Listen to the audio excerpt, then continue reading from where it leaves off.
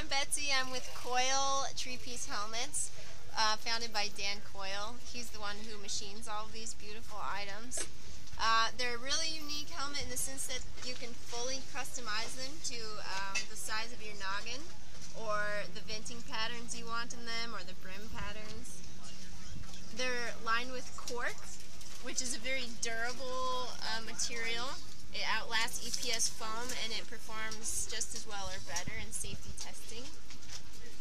And you can choose from basically any wood you can find, or we can find. So it's been a really fun project, and we look forward to many more years of it. And the type of wood that is being used for the production of the helmet. What type of wood do you Well, use? here there are a dozen different types of wood. This one is sycamore. There's fir, maple. We have burls, oak.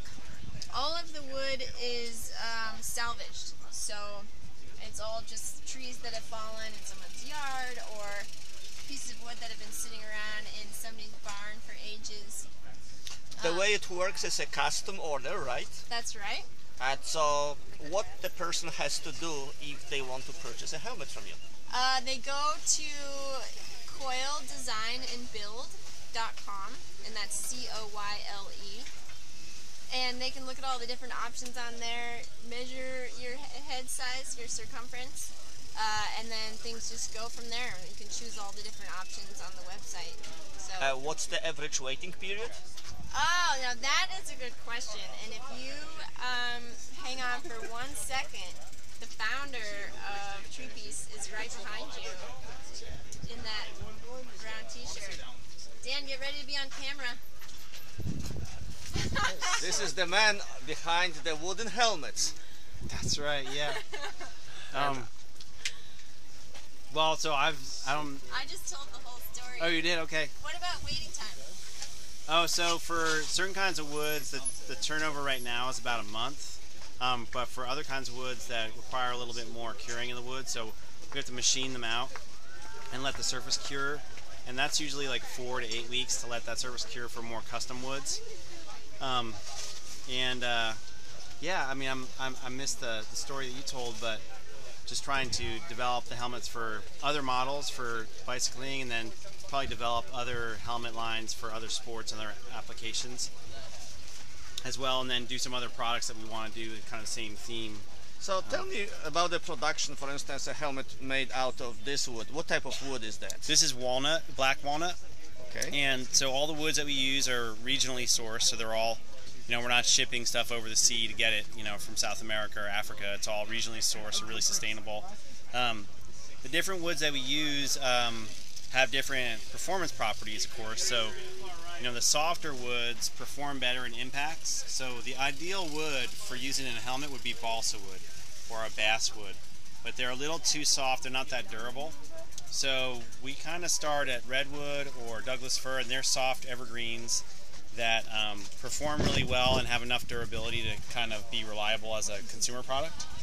And the harder woods, they have more durability. They still perform better than plastic in impact testing, but they give more durability than the softer woods that we use. And what's the average price range, and what makes the price range lower or higher? So they start right now at $375 for the Douglas firs, are kind of our base material that we work with, and they go up from there based on the type of wood mostly. So maple or some of the more common hardwoods can add between $50 and $70 to the price of the helmet. So you get up to about $450. The more exotic woods, like the burls, they'll add as much as $200 to the price of the helmet, just because they're harder to source. And we do cork and we do EPS inserts.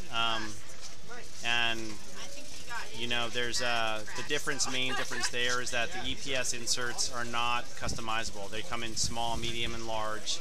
And because they're a molded insert, we can't really do a lot to customize the size. Whereas with the cork, it's a totally machined product, and we can adjust the size of the product to the size of the person's head, and do a lot more creative things with the venting and with the brim, and so things like that.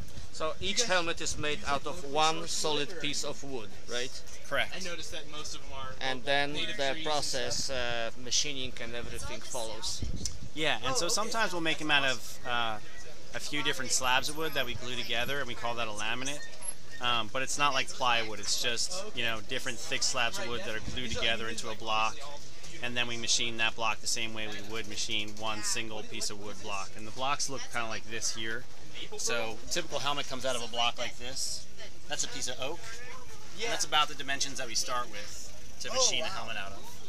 It's hard, but I don't know if that's And you are the only one producer yeah, I know, bro. in the world of wooden helmets, right? Definitely the coolest thing I've seen. Yeah, we're the only ones doing it. There's